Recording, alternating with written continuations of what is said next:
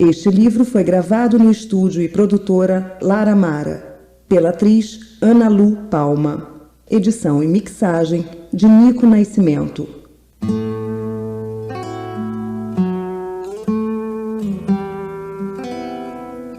Primeira história: A Parasita Azul. Capítulo 1: Volta ao Brasil.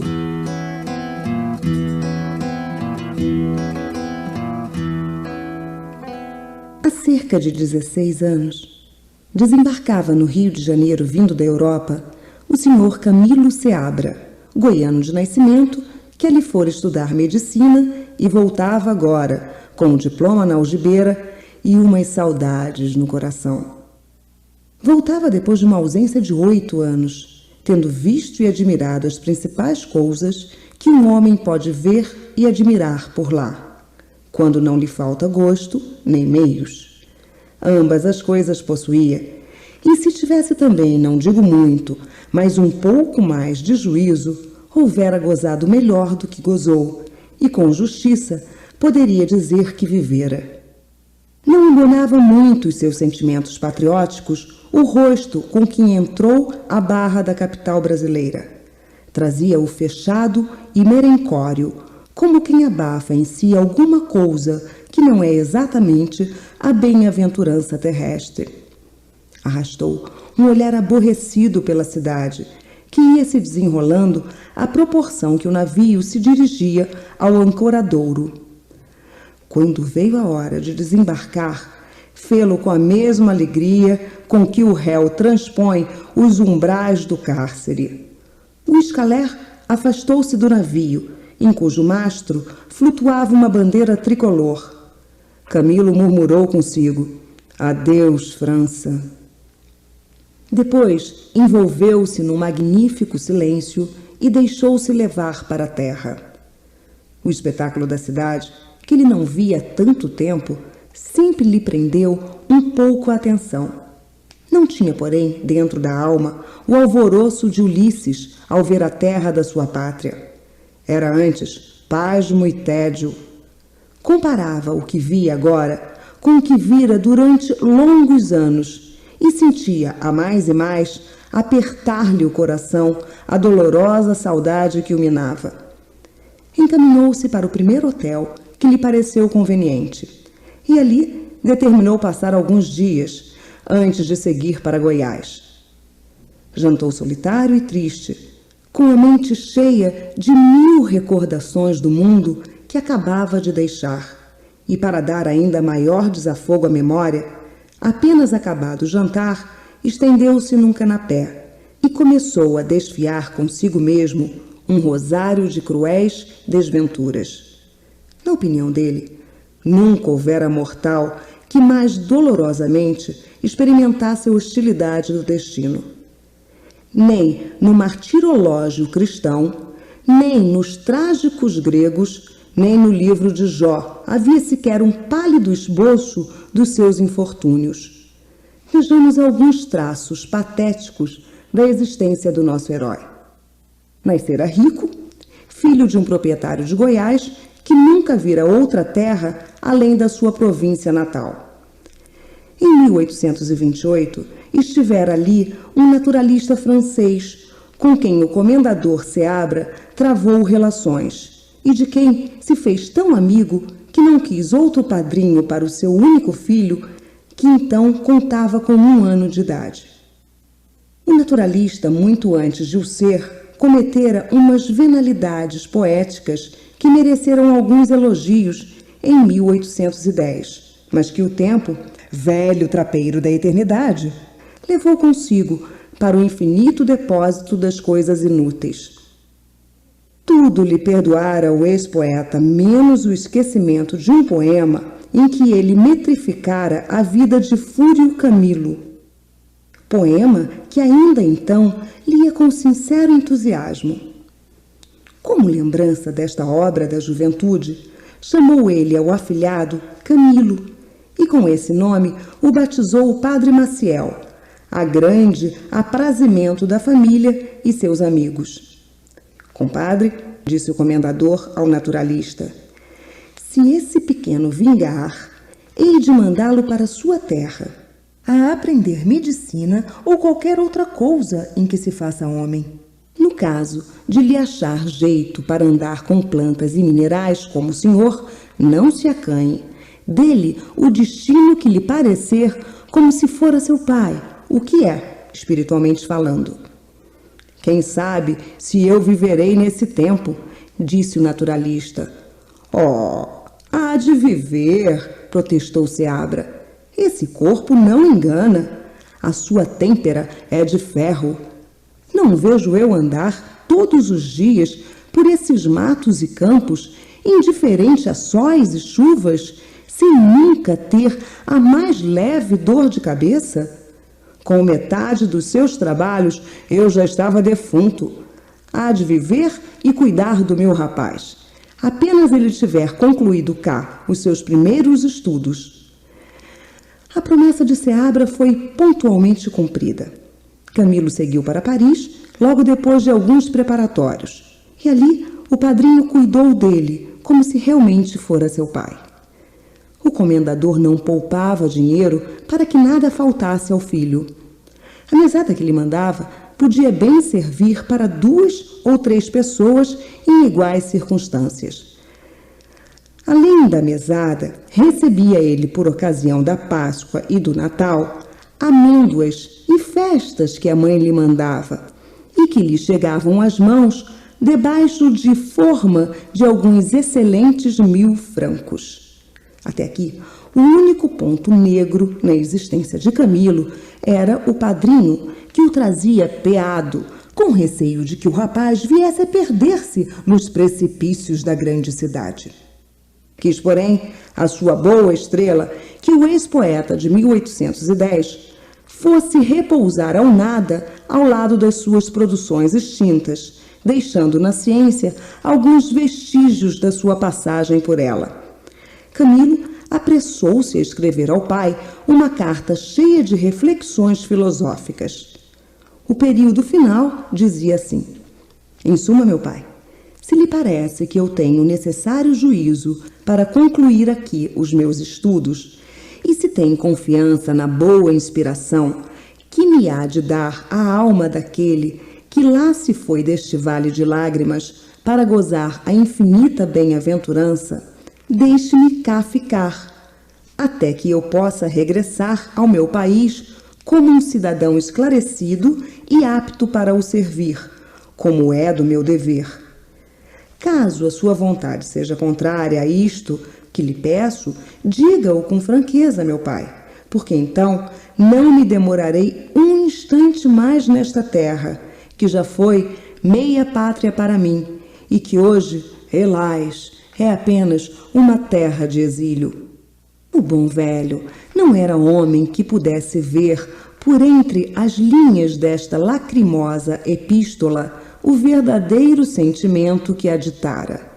Chorou de alegria ao ler as palavras do filho, mostrou a carta a todos os seus amigos e apressou-se a responder ao rapaz que podia ficar em Paris todo o tempo necessário para completar os seus estudos e que, além da mesada que lhe dava, nunca recusaria tudo quanto lhe fosse indispensável em circunstâncias imprevistas.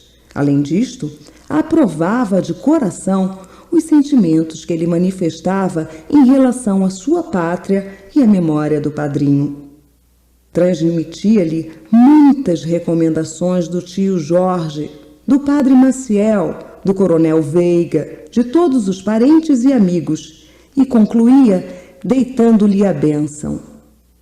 A resposta paterna chegou às mãos de Camilo no meio de um almoço que ele dava no Café de Madrid, a 2 ou 3 estroinas de primeira qualidade. Esperava aquilo mesmo, mas não resistiu ao desejo de beber a saúde do pai, ato em que foi acompanhado pelos elegantes milhafres seus amigos. Nesse mesmo dia, planeou Camilo algumas circunstâncias imprevistas para o comendador e o próximo correio trouxe para o Brasil uma extensa carta em que ele agradecia as boas expressões do pai. Dizia-lhe as suas saudades, confiava-lhe as suas esperanças e pedia-lhe respeitosamente, em post-scriptum, a remessa de uma pequena quantia de dinheiro. Graças a estas facilidades, atirou-se o nosso Camilo a uma vida solta e dispendiosa, não tanto, porém, que lhe sacrificasse os estudos. A inteligência que possuía e certo amor próprio que não perdera, muito o ajudaram neste lance.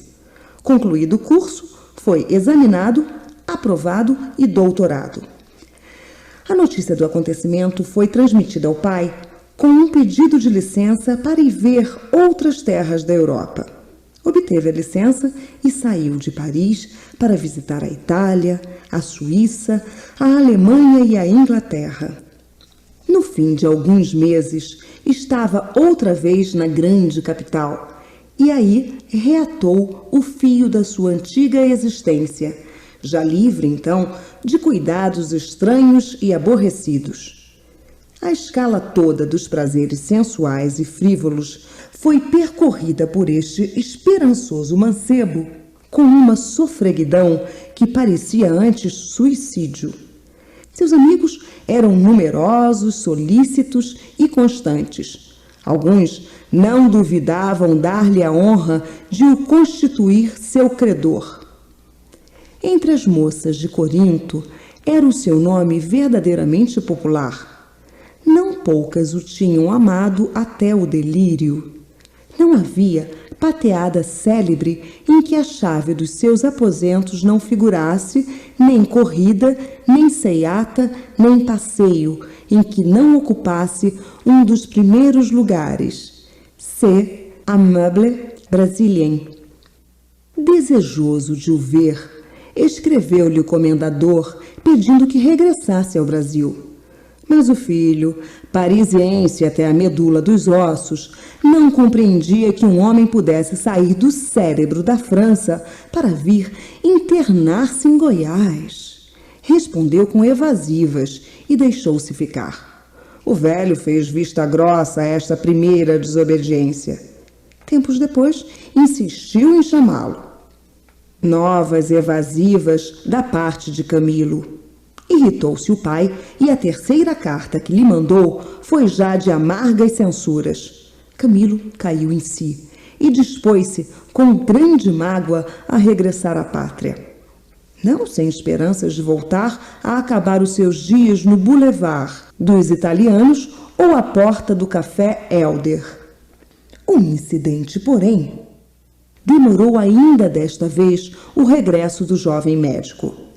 Ele, que até ali vivera dos amores fáceis e paixões de uma hora, veio a enamorar-se repentinamente de uma linda princesa russa.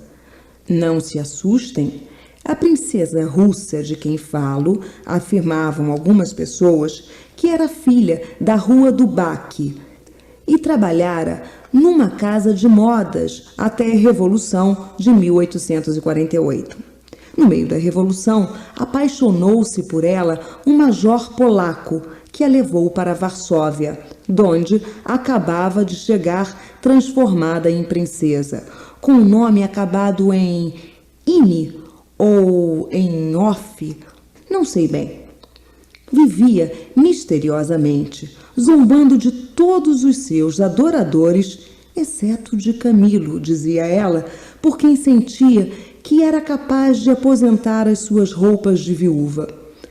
Tão depressa, porém, soltava essas expressões irrefletidas, como logo protestava com os olhos no céu.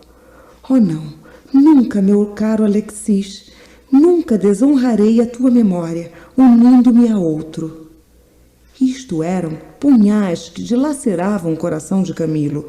O jovem médico jurava por todos os santos do calendário latino e grego que nunca amara ninguém como a formosa princesa. A bárbara senhora parecia às vezes disposta a crer nos protestos de Camilo. Outras vezes, porém, abanava a cabeça e pedia perdão à sombra do venerando príncipe Alexis.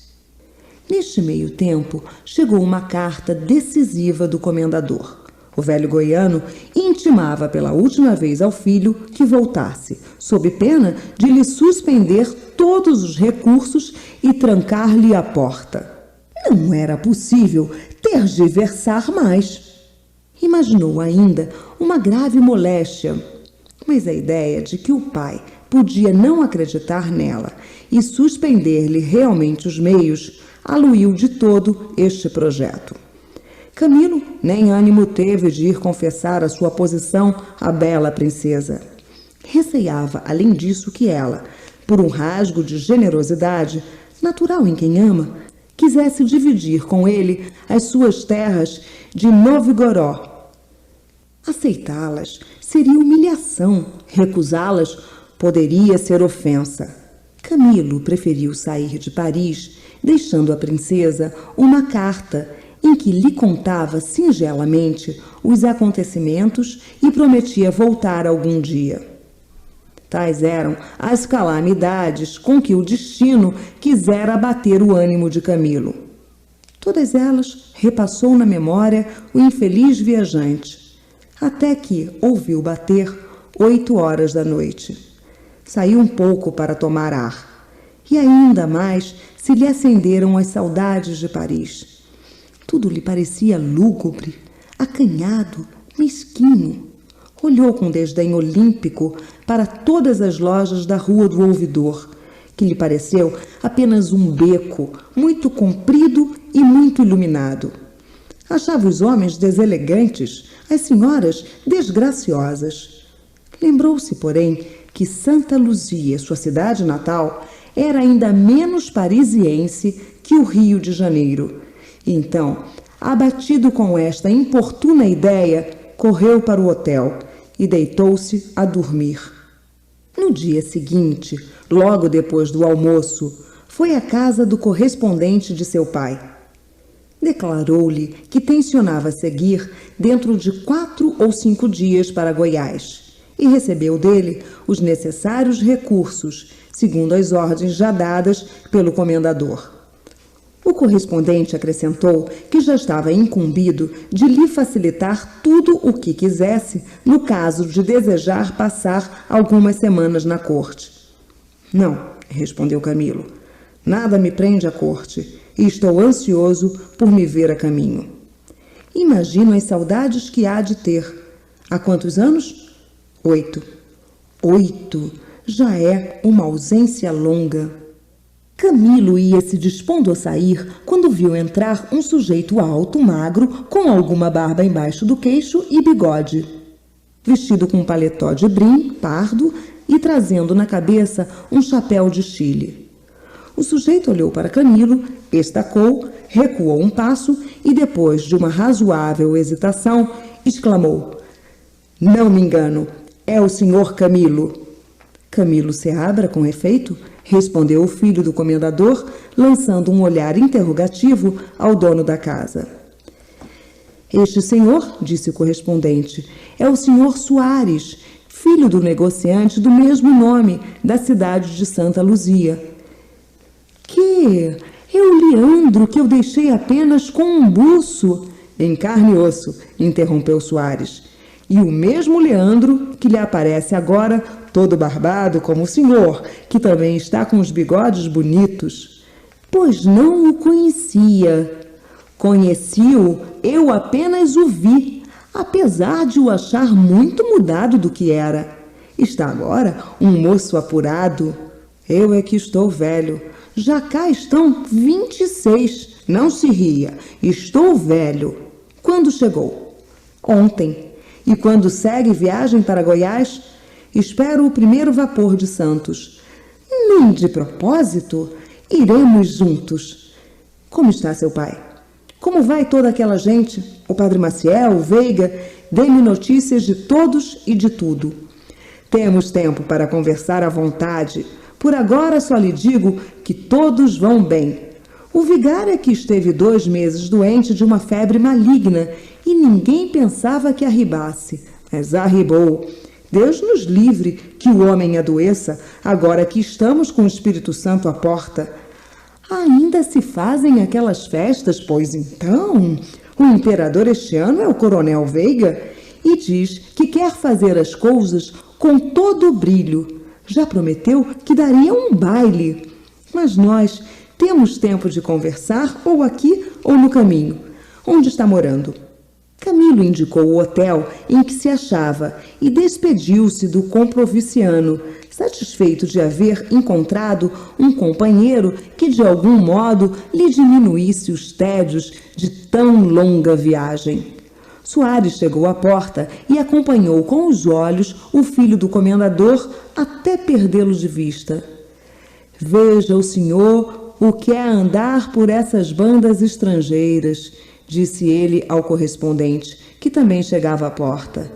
Que mudança fez aquele rapaz, que era pouco mais ou menos como eu. Capítulo 2. Para Goiás.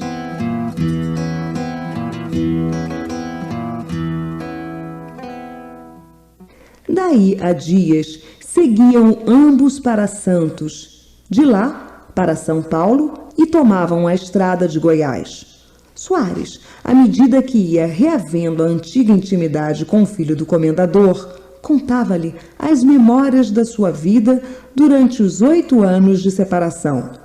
E a falta de coisa melhor era isto o que entretinha o médico nas ocasiões e lugares em que a natureza lhe não oferecia algum espetáculo dos seus. Ao cabo de umas quantas léguas de marcha, estava Camilo informado das rixas eleitorais de Soares, das suas aventuras na caça, das suas proezas amorosas e de muitas coisas mais, umas graves, outras fúteis, que Soares narrava com igual entusiasmo e interesse. Camilo não era espírito observador, mas a alma de Soares andava-lhe tão patente nas mãos que era impossível deixar de a ver e examinar. Não lhe pareceu mal, rapaz.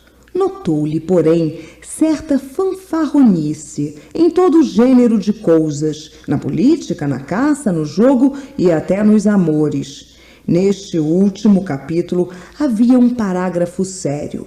Era o que dizia a respeito a uma moça que ele amava loucamente, de tal modo que prometia aniquilar a quem quer que ousasse levantar olhos para ela. É o que lhe digo, Camilo, confessava o filho do comerciante.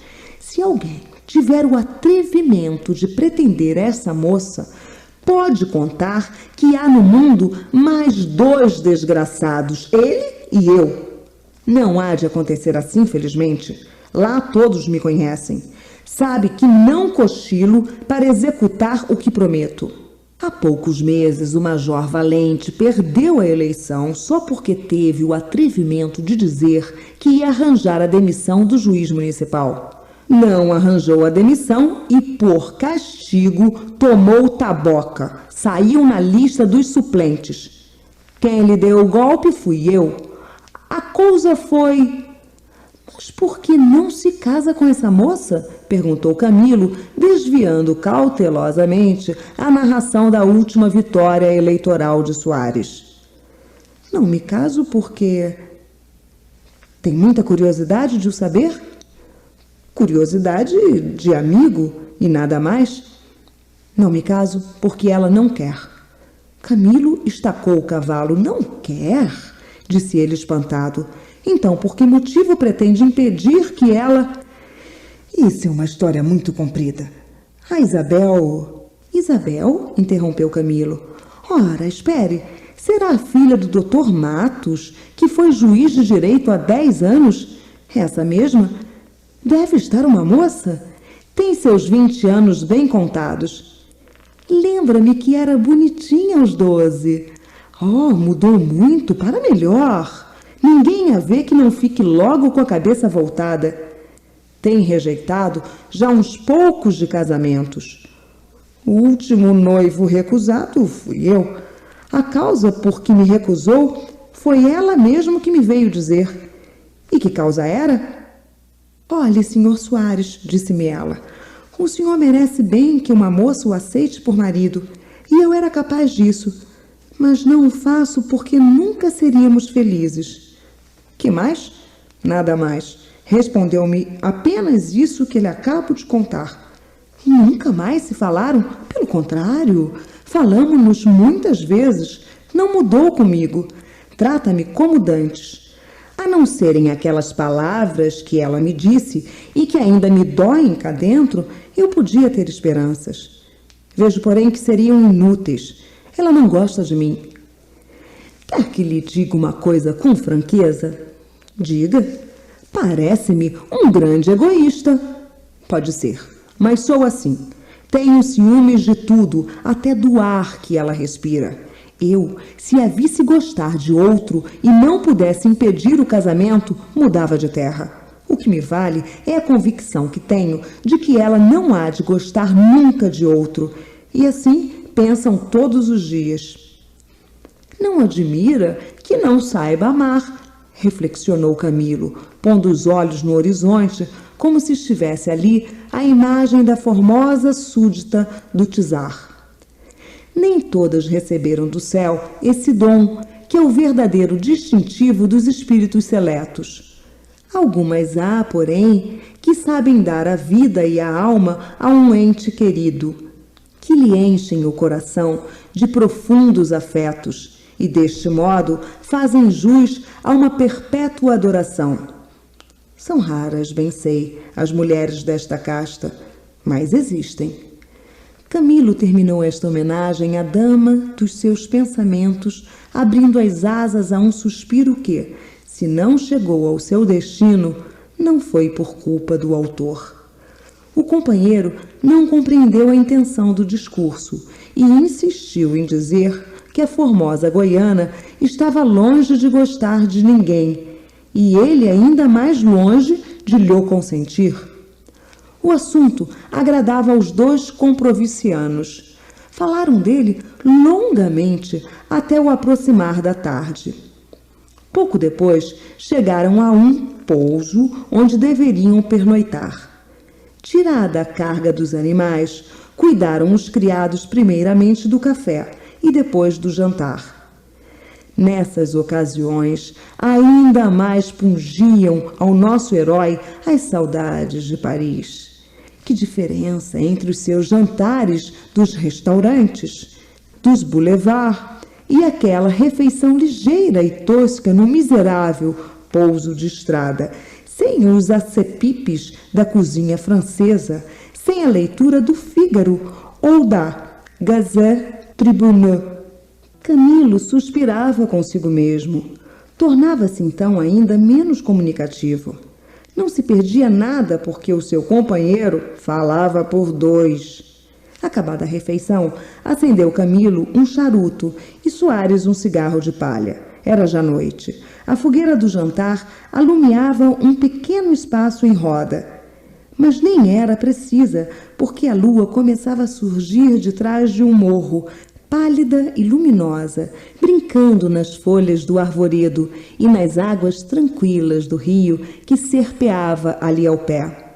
Um dos tropeiros sacou a viola e começou a gargantear uma cantiga, que a qualquer outro encantaria pela rude singeleza dos versos e da toada, mas que ao filho do comendador apenas fez lembrar com tristeza as volatas da ópera. Lembrou-lhe mais. Lembrou-lhe uma noite em que a bela moscovita, molemente sentada num camarote dos italianos, deixava de ouvir as ternuras do tenor para contemplá-lo de longe, cheirando um raminho de violetas. Soares atirou-se à rede e adormeceu. O tropeiro cessou de cantar e, dentro de pouco tempo, tudo era silêncio no pouso. Camilo ficou sozinho diante da noite, que estava realmente formosa e solene. Não faltava ao jovem goiano a inteligência do belo e a quase novidade daquele espetáculo que uma longa ausência lhe fizera esquecer não deixava de o impressionar imensamente. De quando em quando chegavam aos seus ouvidos urros longínquos de alguma fera que vagueava na solidão.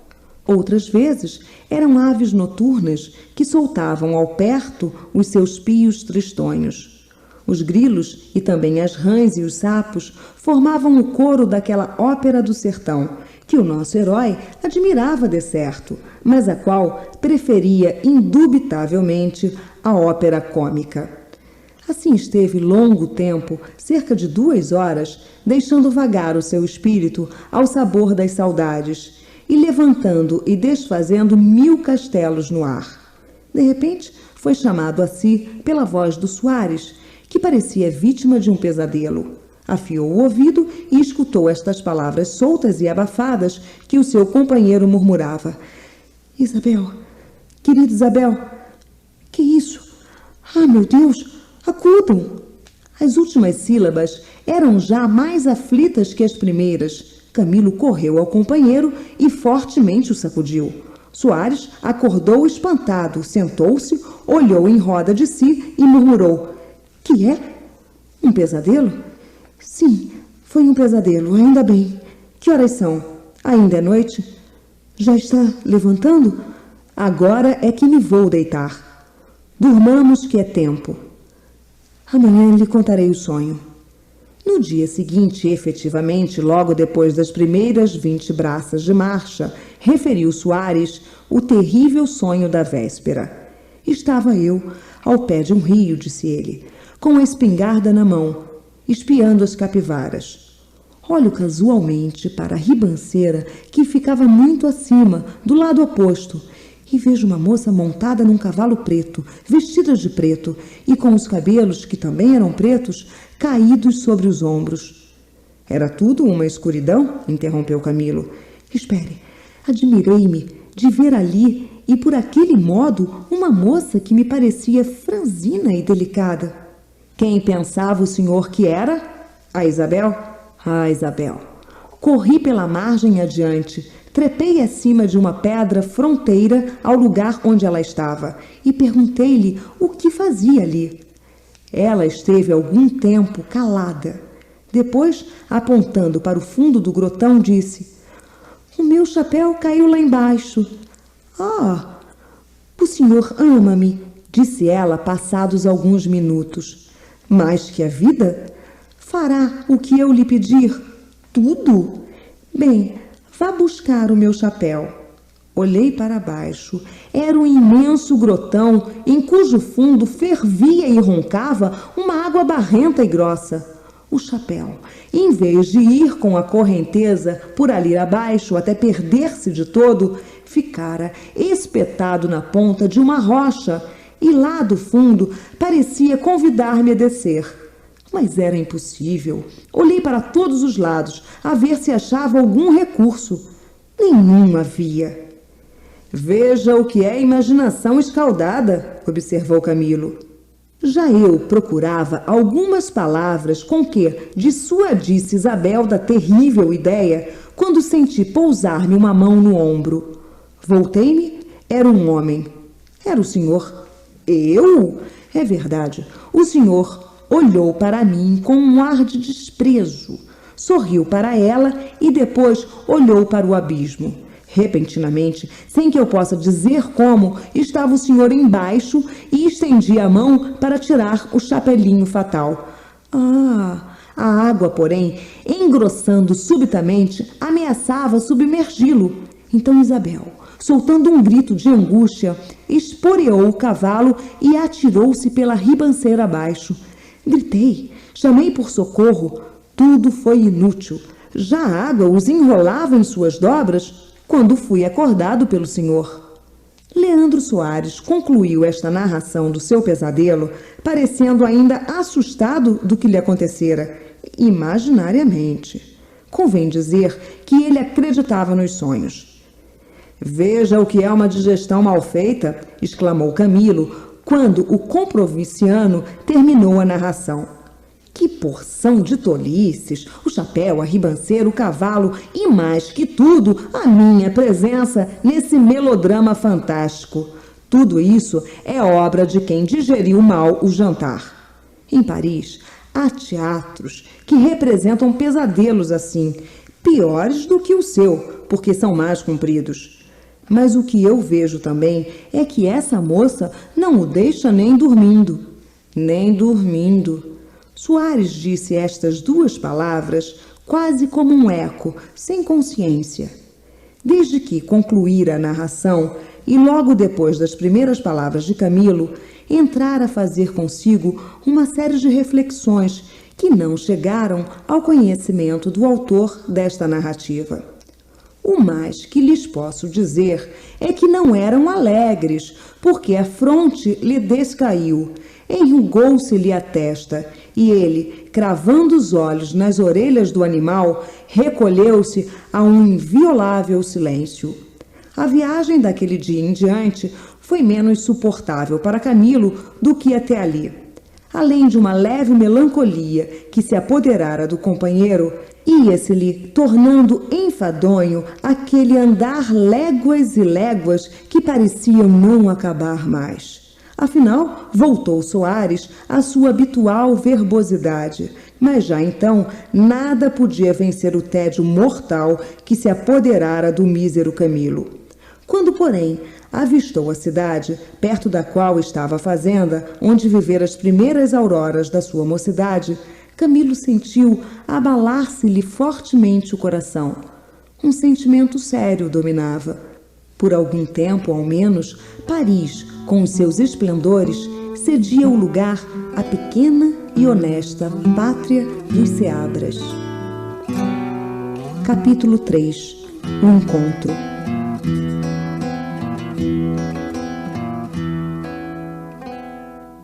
Foi um verdadeiro dia de festa aquele em que o comendador cingiu ao peito o filho que 8 anos antes mandara a terras estranhas.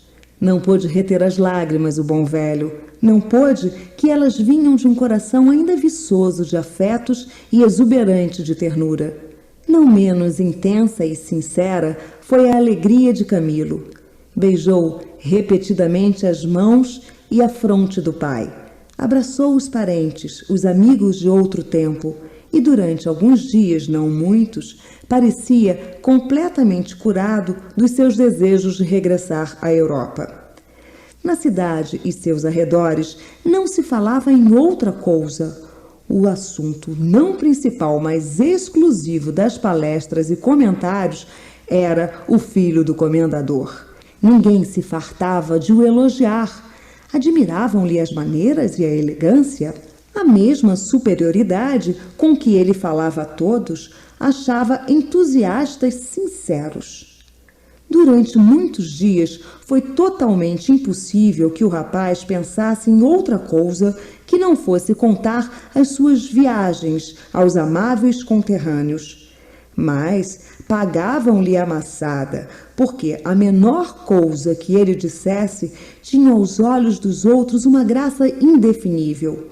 O padre Maciel, que o batizara 27 anos antes e que o vira já homem completo, era o primeiro pregoeiro da sua transformação.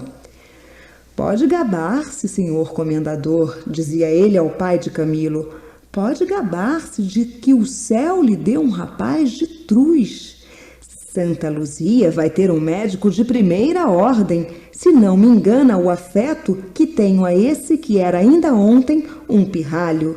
E não só médico, mas até um bom filósofo. É verdade, parece-me bom filósofo. Sondei-o ontem nesse particular e não lhe achei ponto fraco ou duvidoso.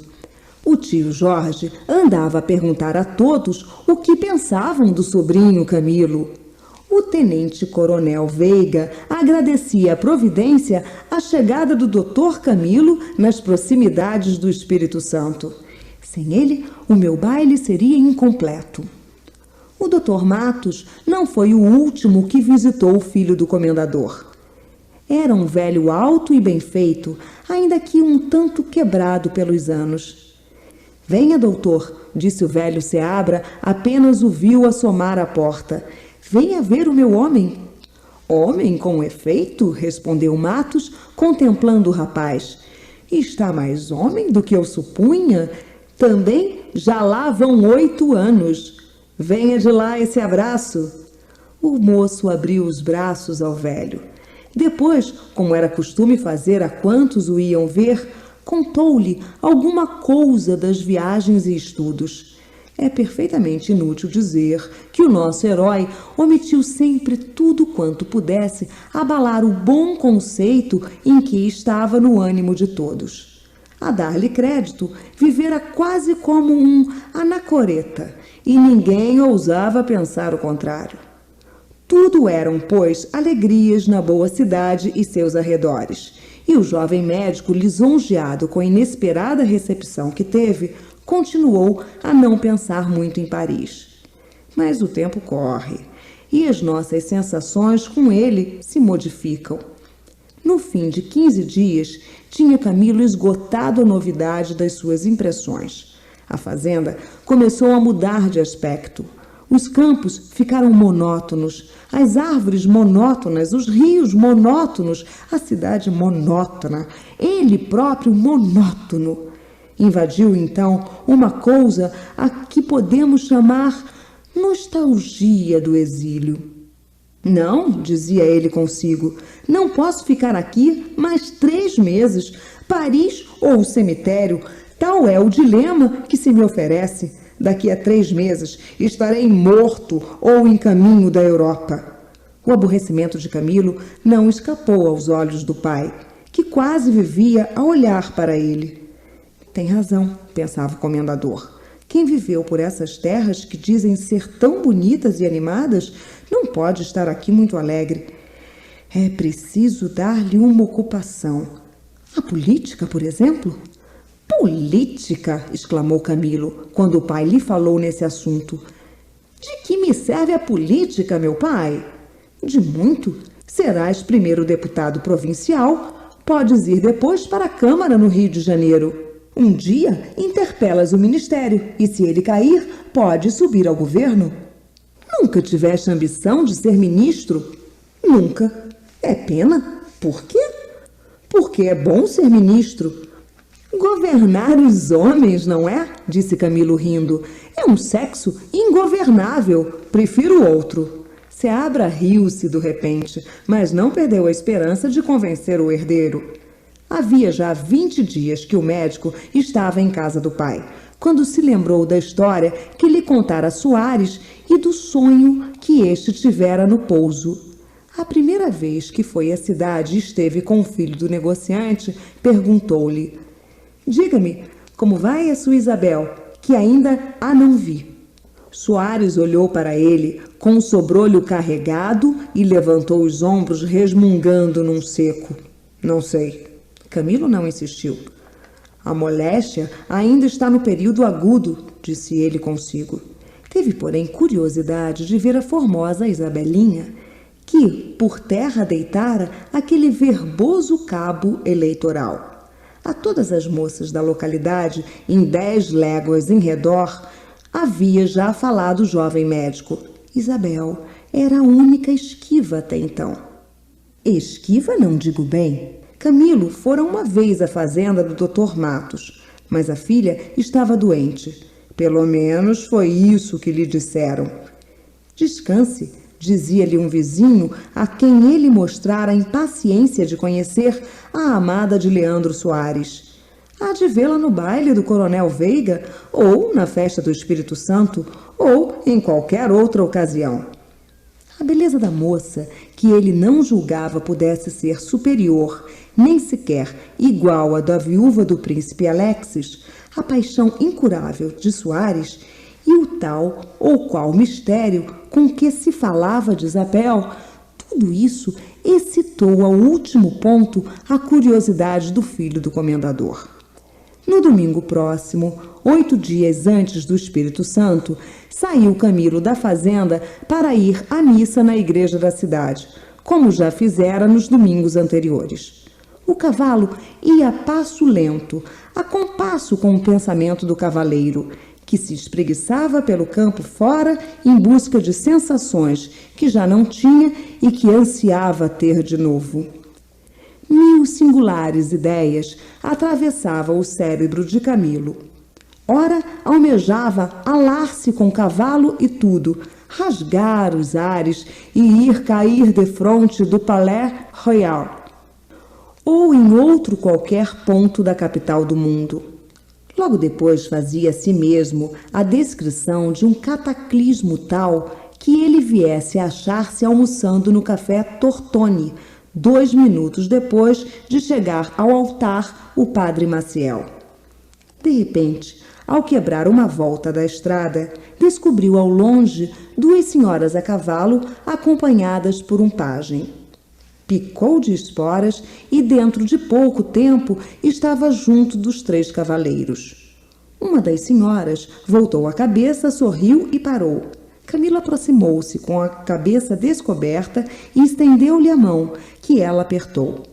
A senhora, quem cumprimentara, era a esposa do tenente-coronel Veiga. Representava ter 45 anos, mas estava assaz conservada. A outra senhora, sentindo o movimento da companheira, fez parar também o cavalo e voltou igualmente a cabeça. Camilo não olhava então para ela. Estava ocupada em ouvir Dona Gertrudes, que lhe dava notícias do tenente-coronel. Agora só pensa na festa, dizia ela. Já deve estar na igreja. Vai à missa, não? Vou. Vamos juntos. Trocadas estas palavras, que foram rápidas, Camilo procurou com os olhos a outra cavaleira. Ela, porém, ia já alguns passos adiante. O médico colocou-se ao lado de Dona Gertrudes e a comitiva continuou a andar. Iam assim conversando havia já uns 10 minutos, quando o cavalo da senhora que ia adiante estacou. — Que é, Isabel? — perguntou Dona Gertrudes. — Isabel! — exclamou Camilo, sem dar atenção ao incidente que provocara a pergunta da esposa do coronel. A moça voltou a cabeça e levantou os ombros, respondendo secamente: — Não sei. A causa era um rumor que o cavalo sentira por trás de uma espessa moita de taquaras que ficava à esquerda do caminho.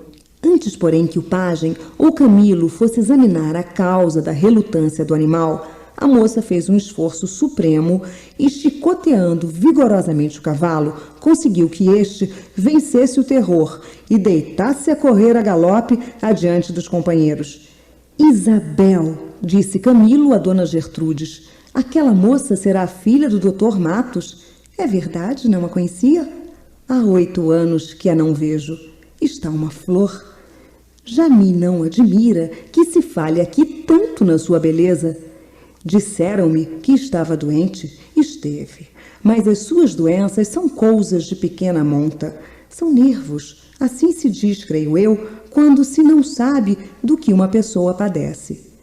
Isabel parara ao longe e, voltada para a esquerda da estrada, parecia admirar o espetáculo da natureza. Daí, a alguns minutos, estavam perto dela os seus companheiros. A moça ia prosseguir a marcha quando Dona Gertrudes lhe disse: — Isabel! A moça voltou o rosto. Dona Gertrudes aproximou-se dela. — Não te lembras do Dr. Camilo Seabra?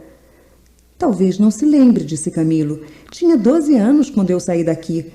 E já lá vão 8. — Lembro-me, respondeu Isabel, curvando levemente a cabeça, mas sem olhar para o médico. E, chicoteando de mansinho o cavalo, seguiu para adiante. Por mais singular que fosse aquela maneira de reatar um conhecimento antigo, o que mais impressionou então o filho do comendador foi a beleza de Isabel, que lhe pareceu estar na altura da reputação. Tanto quanto se podia julgar à primeira vista, a esbelta cavaleira devia ser mais alta que baixa. Era morena, mas de um moreno acetinado e macio, com os delicadíssimos longes cor-de-rosa. O que seria efeito da agitação, visto que afirmavam ser extremamente pálida. Os olhos não lhes pôde Camilo ver a cor, mas sentiu-lhes a luz que valia mais, talvez, apesar de o não terem fitado, e compreendeu logo que, com olhos tais, a formosa goiana houvesse fascinado o mísero Soares. Não averigou, nem pôde, as restantes feições da moça. Mas o que pôde contemplar à vontade, o que já vinha admirando de longe, era a elegância nativa do busto e o gracioso desgarro com que ela montava. Vira muitas amazonas elegantes e destras. Aquela, porém, tinha alguma coisa em que se avantajava às outras. Era talvez o desalinho do gesto, talvez a espontaneidade dos movimentos. Outra coisa, talvez, ou todas essas juntas, que davam à interessante goiana incontestável supremacia.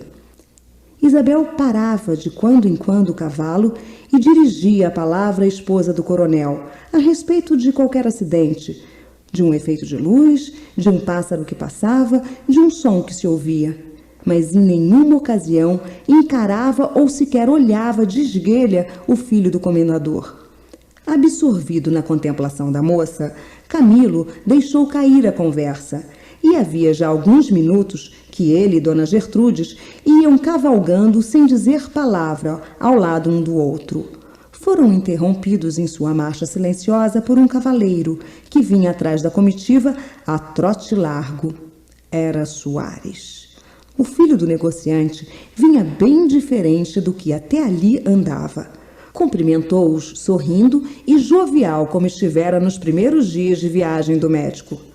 Não era, porém, difícil conhecer que a alegria de Soares era um artifício. O pobre namorado fechava o rosto de quando em quando ou fazia um gesto de desespero que, felizmente, escapava aos outros. Ele receava o triunfo de um homem que física e intelectualmente lhe era superior, que, além disso, gozava naquela ocasião a grande vantagem de dominar a atenção pública, que era o urso da aldeia, o acontecimento do dia, o homem da situação. Tudo conspirava para derrubar a última esperança de Soares, que era a esperança de ver morrer a moça isenta de todo o vínculo conjugal. O infeliz namorado tinha o sestro, aliás comum, de querer ver quebrada ou inútil a taça que ele não podia levar aos lábios. Cresceu, porém, seu receio quando, estando escondido no taquaral de que falei acima, para ver passar Isabel, como costumava fazer muitas vezes, descobriu a pessoa de Camilo na comitiva. Não pôde reter uma exclamação de surpresa e chegou a dar um passo na direção da estrada. Deteve-se a tempo. Os cavaleiros, como vimos, passaram adiante, deixando o cioso pretendente a jurar aos céus e à terra que tomaria desforra do seu atrevido rival, se o fosse. Não era rival, bem sabemos. O coração de Camilo guardava ainda fresca a memória da Artemisa Moscovita, cujas lágrimas, apesar da distância, o rapaz sentia que eram ardentes e aflitivas. Mas quem poderia convencer a Leandro Soares que o elegante moço da Europa, como lhe chamavam, não ficaria enamorado da esquiva goiana? Isabel, entretanto, apenas vira o infeliz pretendente, deteve o cavalo e estendeu-lhe afetuosamente a mão. Um adorável sorriso acompanhou este movimento. Não era bastante para dissipar as dúvidas do pobre moço. Diversa foi, porém, a impressão de Camilo. Ama-o ou é uma grande velhaca, pensou ele. Casualmente, pela primeira vez, olhava Isabel para o filho do comendador. Perspicácia ou adivinhação leu-lhe no rosto esse pensamento oculto. Franziu levemente a testa com uma expressão tão viva de estranheza que o médico ficou perplexo e não pôde deixar de acrescentar, já então com os lábios, a meia voz falando para si. Ou fala com o diabo. Talvez, murmurou a moça com os olhos fitos no chão. Isto foi dito assim, sem que os outros dois percebessem. Camilo não podia desviar os olhos da formosa Isabel, meio espantado, meio curioso, depois da palavra murmurada por ela em tão singulares condições. Soares olhava para Camilo com a mesma ternura com que um gavião espreita uma pomba. Isabel brincava com o chicotinho. Dona Gertrudes, que temia perder a missa do padre Maciel e receber um reparo amigável do marido, deu voz de marcha e a comitiva seguiu imediatamente. Capítulo 4 – A festa.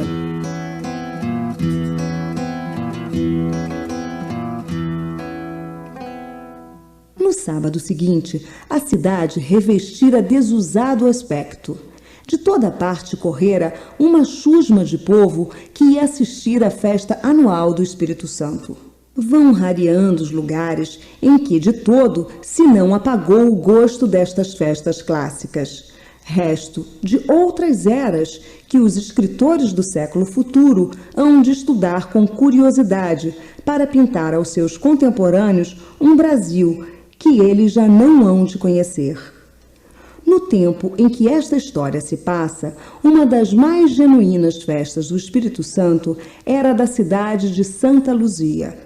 O tenente-coronel Veiga, que era então o imperador do Divino, estava em uma casa que possuía na cidade. Na noite de sábado, foi ali ter o bando dos pastores, composto de homens e mulheres, com o seu pitoresco vestuário e acompanhado pelo clássico velho, que era um sujeito de calção e meia, sapato raso, casaca esguia, colete comprido e grande bengala na mão. Camilo estava em casa do coronel quando ali apareceu o bando dos pastores, com alguns músicos à frente e muita gente atrás. Formaram logo, ali mesmo na rua, um círculo.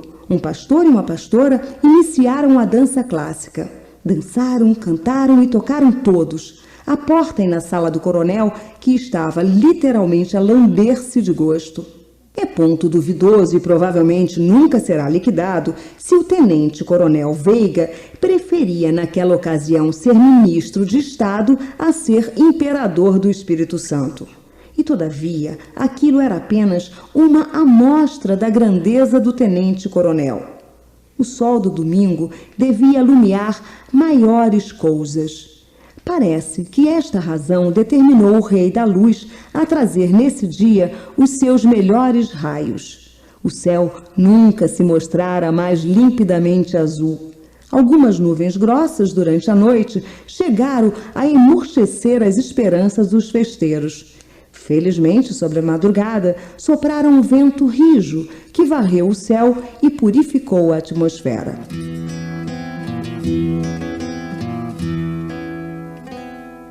A população correspondeu à solicitude da natureza. Logo cedo apareceu ela com os seus vestidos domingueiros, jovial, risonha, paureira, nada menos que feliz. O ar atroava com foguetes. Os sinos convidavam alegremente o povo à cerimônia religiosa. Camilo passara a noite na cidade em casa do padre Maciel e foi acordado, mais cedo do que supusera, com os repiques e fogueatada e mais demonstrações da cidade alegre. Em casa do pai, continuara o moço os seus hábitos de Paris, em que o comendador julgou não dever perturbá-lo.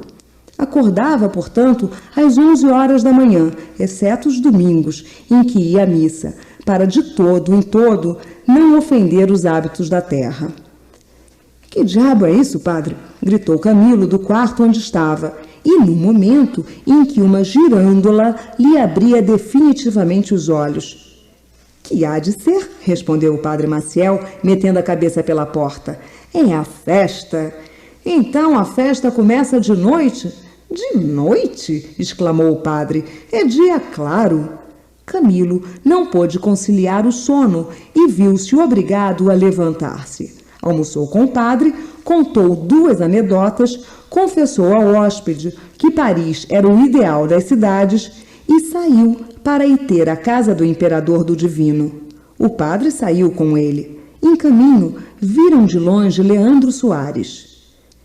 Não me dirá, padre, perguntou Camilo, por que razão a filha do doutor Matos não atende aquele pobre rapaz que gosta tanto dela? Maciel consertou os óculos e expôs a seguinte reflexão. Você parece tolo.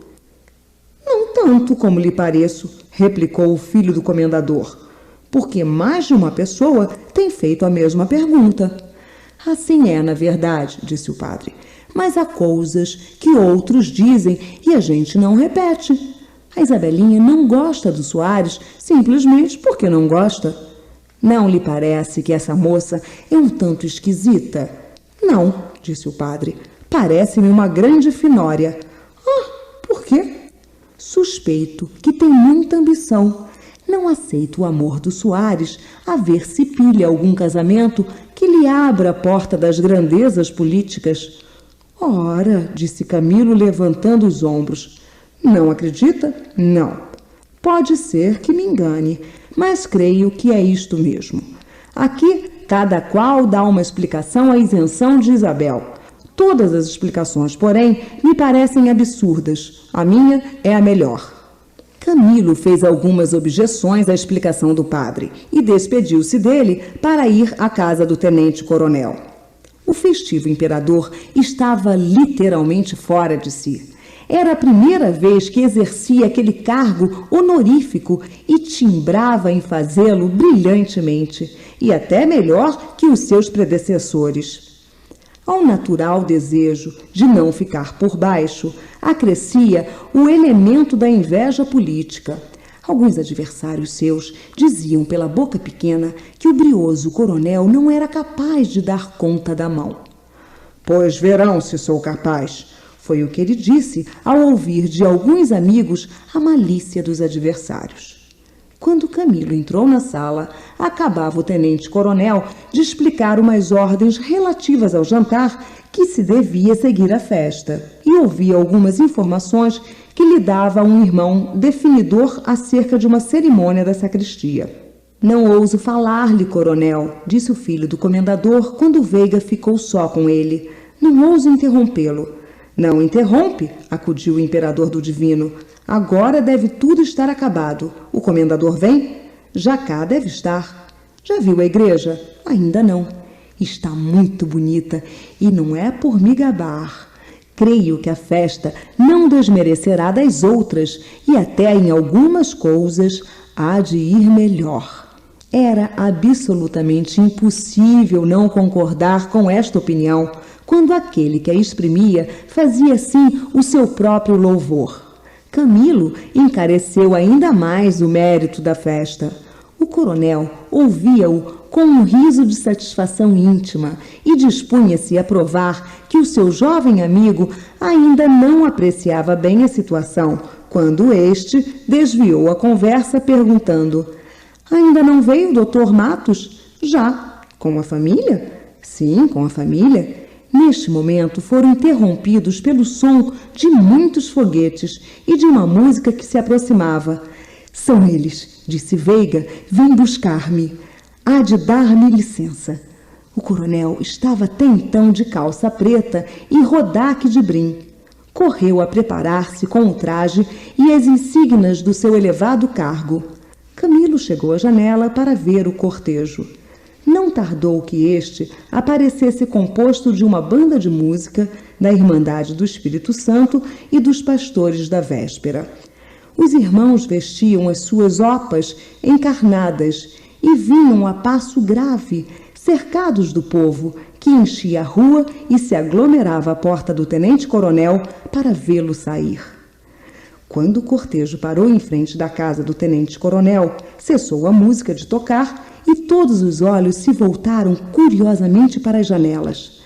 Mas o imperador estreante estava ainda por completar a sua edição.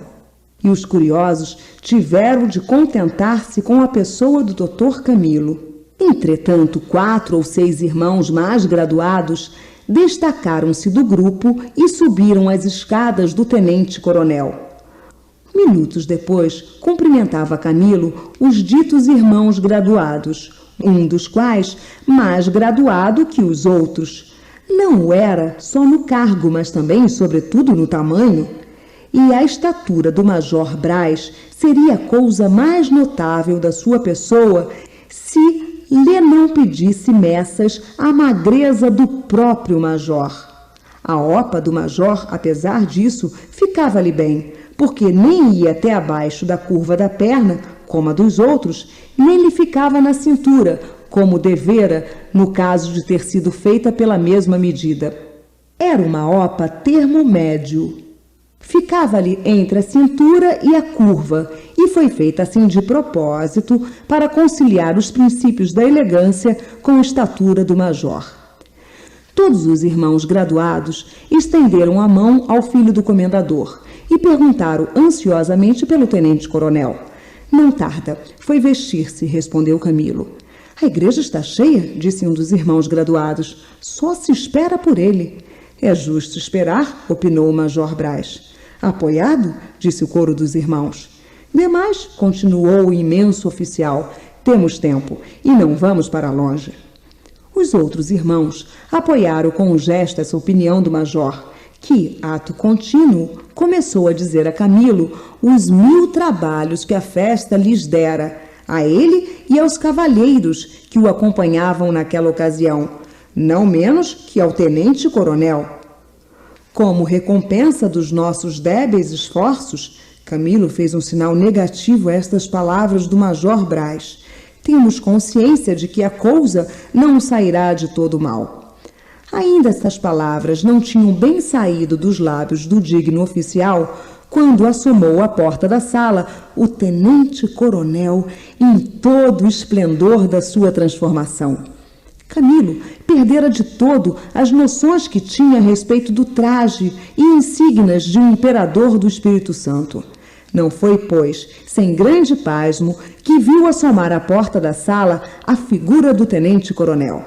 Além da calça preta, que já tinha no corpo quando ali chegou Camilo, o tenente-coronel envergara uma casaca que, pela regularidade e elegância do corte, podia rivalizar com as dos mais apurados membros do Cassino Fluminense.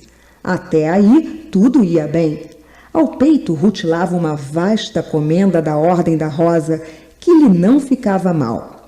Mas o que excedeu a toda a expectação, o que pintou no rosto do nosso Camilo a mais completa expressão de assombro, foi uma brilhante e vistosa coroa de papelão forrado de papel dourado que o tenente-coronel trazia na cabeça. Camilo recuou um passo e cravou os olhos na insígnia imperial do tenente-coronel. Já lhe não lembrava aquele acessório indispensável em ocasiões semelhantes, e tendo vivido 8 anos no meio de uma civilização diversa, não imaginava que ainda existissem costumes que ele julgava enterrados. O tenente-coronel apertou a mão de todos os amigos e declarou que estava pronto a acompanhá-los.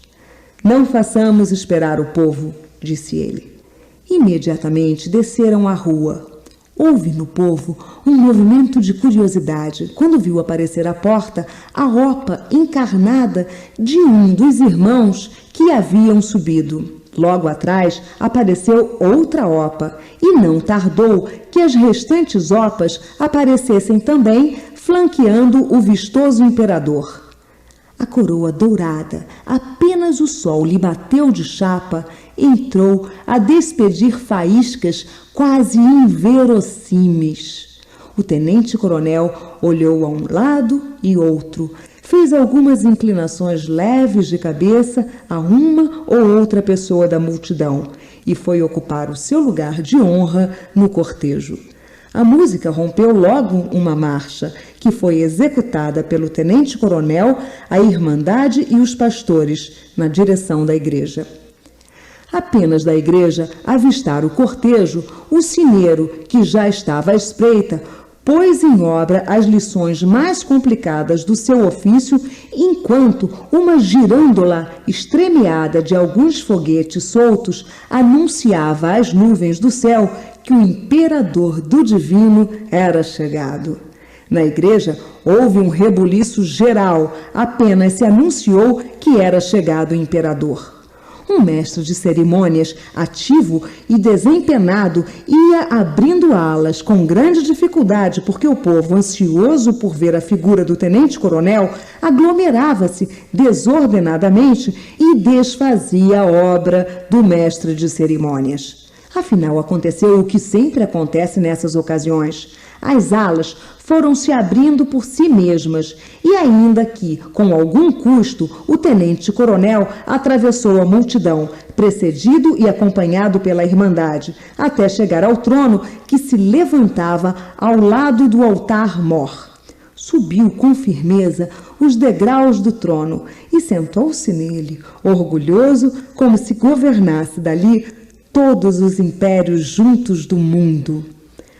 Quando Camilo chegou à igreja, já a festa havia começado. Achou um lugar sofrível, ou antes inteiramente bom, porque dali podia dominar um grande grupo de senhoras, entre as quais descobriu a formosa Isabel. Camilo estava ansioso por falar outra vez a Isabel. O encontro na estrada e a singular perspicácia de que a moça dera prova nessa ocasião não lhe haviam saído da cabeça. A moça pareceu não dar por ele, mas Camilo era tão versado em tratar com o belo sexo que não lhe foi difícil perceber que ela o tinha visto e intencionalmente não voltava os olhos para o lado dele. Esta circunstância, ligada aos incidentes do domingo anterior, fez-lhe nascer no espírito a seguinte pergunta: mas que tem ela contra mim? A festa prosseguiu sem novidade. Camilo não tirava os olhos de sua bela charada, nome que já lhe dava, mas a charada parecia refratária a todo sentimento de curiosidade. Uma vez, porém, quase no fim, encontraram-se os olhos de ambos. Pede a verdade que se diga que o rapaz surpreendeu a moça a olhar para ele. Cumprimentou-a, foi correspondido, nada mais. Acabara a festa, foi a Irmandade levar o tenente-coronel até a casa.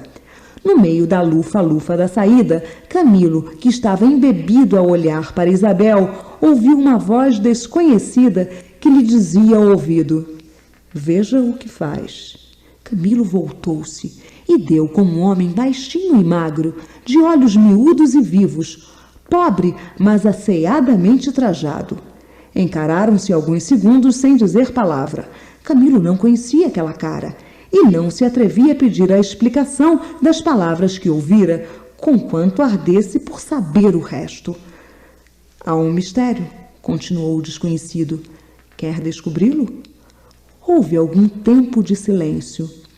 O lugar não é próprio, disse Camilo. Mas se tem alguma coisa que me dizer... Não, descubra o senhor mesmo. E dizendo isto, desapareceu no meio do povo o homem baixinho e magro, de olhos vivos e miúdos. Camilo acotovelou umas 10 ou 12 pessoas, pisou uns 15 ou 20 calos, pediu outras tantas vezes perdão da sua imprudência, até que se achou na rua, sem ver nada que se parecesse com o desconhecido. Um romance, disse ele. Estou em pleno romance. Nisto saíram da igreja Isabel, Dona Gertrudes e Dr. Matos. Camilo aproximou-se do grupo e cumprimentou-os. Matos deu o braço a Dona Gertrudes. Camilo ofereceu timidamente o seu a Isabel. A moça hesitou, mas não era possível recusar. Passou o braço no do jovem médico e o grupo dirigiu-se para a casa onde o tenente-coronel já estava e mais algumas pessoas importantes da localidade. No meio do povo havia um homem que também se dirigia para a casa do coronel e que não tirava os olhos de Camilo e de Isabel. Esse homem mordia o lábio até fazer sangrar. Será preciso dizer que era Leandro Soares? Capítulo 5 – Paixão.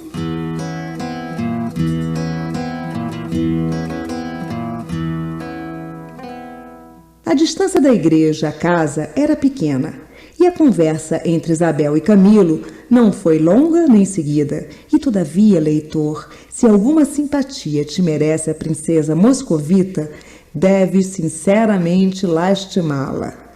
A aurora de um novo sentimento começava a dourar as cumeadas do coração de Camilo. Ao subir as escadas, confessava o filho do comendador, de si para si, que a interessante Patrícia tinha qualidades superiores às da bela princesa russa. Hora e meia depois, isto é, quase no fim do jantar, o coração de Camilo confirmava plenamente esta descoberta do seu investigador espírito. A conversa, entretanto, não passou de coisas totalmente indiferentes. Mas Isabel falava com tanta doçura e graça, posto não alterasse nunca a sua habitual reserva. Os olhos eram tão bonitos de ver ao perto, e os cabelos também, e a boca igualmente, e as mãos do mesmo modo, que o nosso ardente mancebo, só mudando de natureza, poderia resistir ao influxo de tantas graças juntas. O jantar correu sem novidade apreciável. Reuniram-se à mesa do tenente-coronel todas as notabilidades do lugar: o vigário, o juiz municipal, o negociante e o fazendeiro, reinando sempre de uma ponta a outra da mesa a maior cordialidade e harmonia. O imperador do divino, já então restituído ao seu vestuário comum, fazia as honras da mesa com verdadeiro entusiasmo. A festa era o objeto da geral conversa, entremeada, é verdade, de reflexões políticas, em que todos estavam de acordo, porque eram do mesmo partido, homens e senhoras. O Major Brás tinha por costume fazer 1 ou 2 brindes longos e eloquentes em cada jantar de certa ordem a que assistisse. A facilidade com que ele se exprimia não tinha rival em toda a província. Além disso, como era dotado de descomunal estatura, dominava de tal modo o auditório que o simples levantar-se era já meio triunfo. Não podia o Major Brás deixar passar incólume o jantar do tenente-coronel. Ia-se entrar na sobremesa quando o eloquente major pediu licença para dizer algumas palavras singelas e toscas. Um murmúrio equivalente aos não apoiados das câmaras acolheu esta declaração do orador e o auditório preparou o ouvido para receber as pérolas que lhe iam cair da boca. O ilustre auditório que me escuta, disse ele, desculpará a minha ousadia. Não vos fala o talento, senhores. Fala-vos o coração. Meu brinde é curto. Para celebrar as virtudes e a capacidade do ilustre tenente-coronel Veiga, não é preciso fazer um longo discurso. Seu nome diz tudo. A minha voz nada adiantaria. O auditório revelou por sinais que aplaudia sem restrições o primeiro membro desta última frase e com restrições o segundo, isto é, cumprimentou o tenente-coronel e o major. E o orador que, para ser coerente com o que acabava de dizer, devia limitar-se a esvaziar o copo, prosseguiu da seguinte maneira: o imenso acontecimento que acabamos de presenciar, senhores, creio que nunca se apagará da vossa memória. Muitas festas do Espírito Santo têm havido nesta cidade e em outras, mas nunca o povo teve o júbilo de contemplar um esplendor, uma animação, um triunfo igual ao que nos proporcionou o nosso ilustre correligionário e amigo, o tenente-coronel Veiga, honra da classe a que pertence e glória do partido a que se filiou, e no qual pretendo morrer, completou o tenente-coronel. Nem outra coisa era de esperar de Vossa Excelentíssima, disse o orador, mudando de voz para dar a estas palavras um tom de parênteses.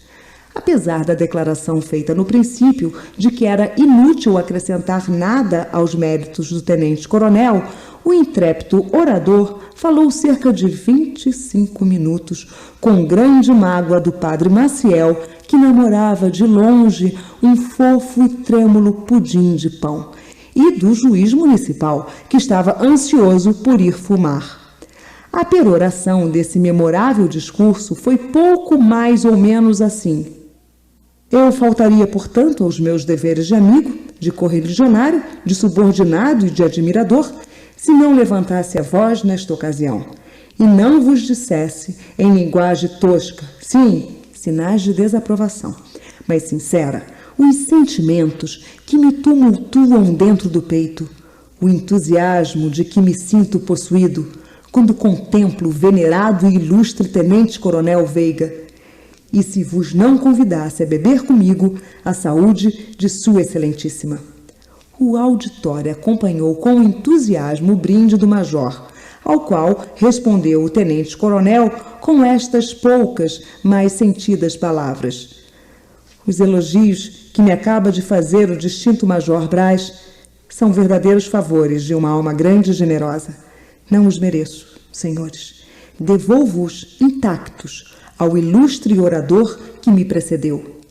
No meio da festa e da alegria que reinava, ninguém reparou nas atenções que Camilo prestava à bela filha do Dr. Matos.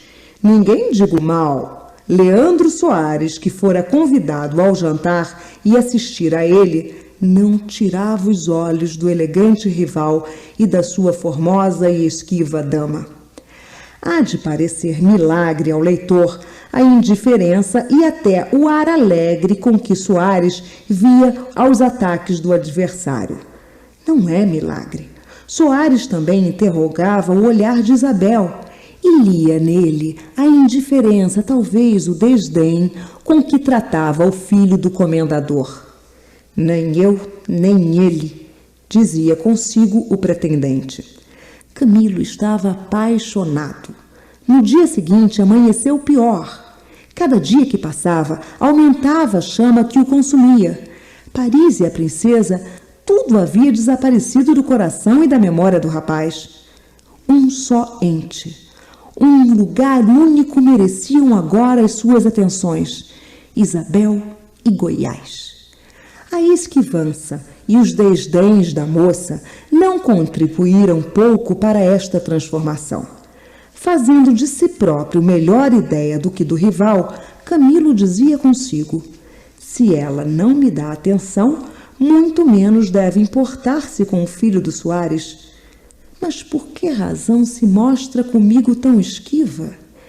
Que motivo há para que eu seja derrotado como qualquer pretendente vulgar? Nessas ocasiões, lembrava-se do desconhecido que lhe falara na igreja e das palavras que lhe dissera. Algum mistério haverá, dizia ele, mas como descobri-lo? Indagou das pessoas da cidade quem era o sujeito baixo, de olhos miúdos e vivos. Ninguém lhe soube dizer. Parecia incrível que não chegasse a descobrir, naquelas paragens, um homem que, naturalmente, alguém devia conhecer. Redobrou de esforços. Ninguém sabia quem era o misterioso sujeito. Entretanto, Camilo frequentava a fazenda do Dr. Matos e ali ia jantar algumas vezes. Era difícil falar a Isabel com a liberdade que permitem mais adiantados costumes. Fazia, entretanto, o que podia para comunicar à bela moça os seus sentimentos.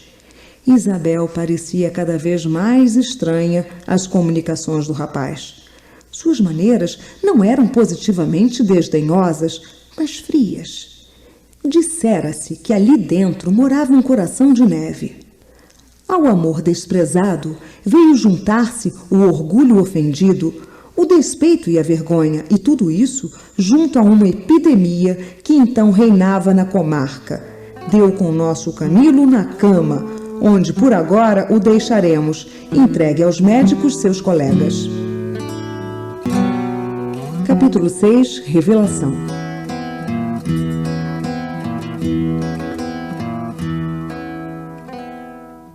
Não há mistérios para um autor que sabe investigar todos os recantos do coração. Enquanto o povo de Santa Luzia faz 1000 conjecturas a respeito da causa verdadeira da isenção que até agora tem mostrado a formosa Isabel, estou habilitado para dizer ao leitor impaciente que ela ama. E a quem ama? Pergunta vivamente o leitor. Ama uma parasita. Uma parasita? É verdade, uma parasita. Deve ser, então, uma flor muito linda, um milagre de frescura e de aroma? Não, senhor. É uma parasita muito feia, um cadáver de flor seco mirrado, uma flor que devia ter sido lindíssima há muito tempo, no pé, mas que hoje, na cestinha em que ela traz, nenhum sentimento inspira a não ser de curiosidade. Sim, porque é realmente curioso que uma moça de 20 anos, em toda a força das paixões, pareça indiferente aos homens que a cercam e concentre todos os seus afetos nos restos descorados e secos de uma flor. Mas aquela flor foi colhida em circunstâncias especiais. Dera-se o caso alguns anos antes. Um moço da localidade gostava então muito de Isabel, porque era uma criança engraçada e costumava chamá-la sua mulher, gracejo inocente que o tempo não sancionou. Isabel também gostava do rapaz, a ponto de fazer nascer no espírito do pai da moça a seguinte ideia: se daqui a alguns anos as coisas não mudarem por parte dela, e se ele vier a gostar seriamente da pequena, creio que os posso casar. Isabel ignorava completamente esta ideia do pai, mas continuava a gostar do moço, o qual continuava a achá-la uma criança interessantíssima. Um dia viu Isabel uma linda parasita azul entre os galhos de uma árvore. "Que bonita flor!" disse ela. "Aposto que você a quer." "Queria, sim," disse a menina, que sem aprender conhecia já este falar oblíquo e disfarçado. O moço despiu o paletó com a sem cerimônia de quem trata com uma criança e trepou pela árvore acima. Isabel ficou embaixo, ofegante e ansiosa pelo resultado. Não tardou que o complacente moço deitasse a mão à flor e delicadamente a colhesse. "Apanhe," disse ele de cima.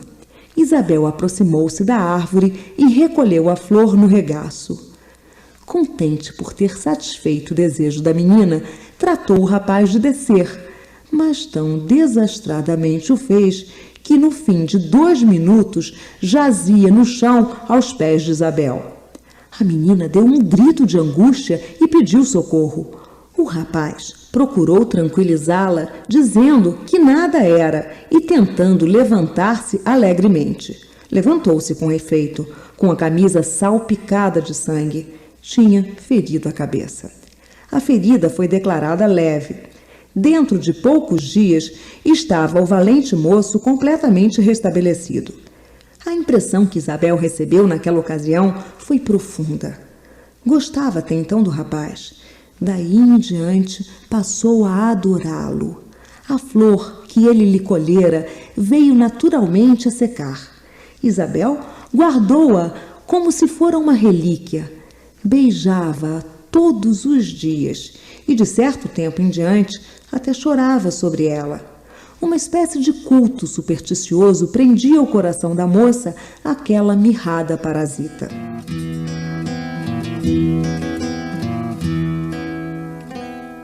Não era ela, porém, tão mau coração que não ficasse vivamente impressionada quando soube da doença de Camilo. Fez indagar com assiduidade do estado do moço e 5 dias depois foi com o pai visitá-lo à fazenda do comendador. A simples visita da moça, se não curou o doente, deu em resultado consolá-lo e animá-lo. Viçaram-lhe algumas esperanças que já estavam mais secas e mirradas que a parasita cuja história acima narrei.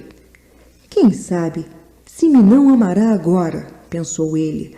Apenas ficou restabelecido, foi o seu primeiro cuidado ir à fazenda do Dr. Matos. O comendador quis acompanhá-lo. Não o acharam em casa, estavam apenas a irmã e a filha.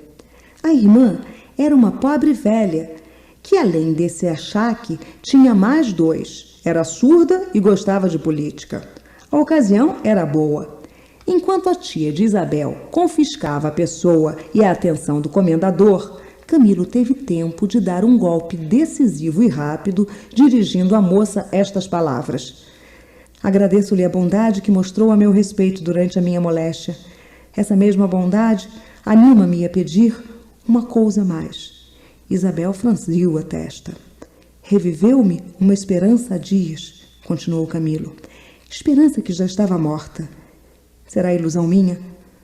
Uma sua palavra, um gesto seu, resolverá esta dúvida."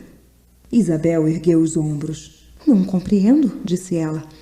"Compreende," disse Camilo em tom amargo. mas eu serei mais franco se o exige. Amo-a, disse-lhe 1000 vezes. Não fui atendido. Agora, porém, Camilo concluiria de boa vontade este pequeno discurso se tivesse diante de si a pessoa que ele desejava o ouvisse. Isabel, porém, não lhe deu tempo de chegar ao fim. Sem dizer palavra, sem fazer um gesto, atravessou a extensa varanda e foi sentar-se na outra extremidade, onde a velha tia punha à prova os excelentes pulmões do comendador. O desapontamento de Camilo estava além de toda a descrição. Pretextando um calor que não existia, saiu para tomar ar. E ora vagaroso, ora apressado, conforme triunfava nele a irritação ou o desânimo, o mísero pretendente deixou-se ir sem destino.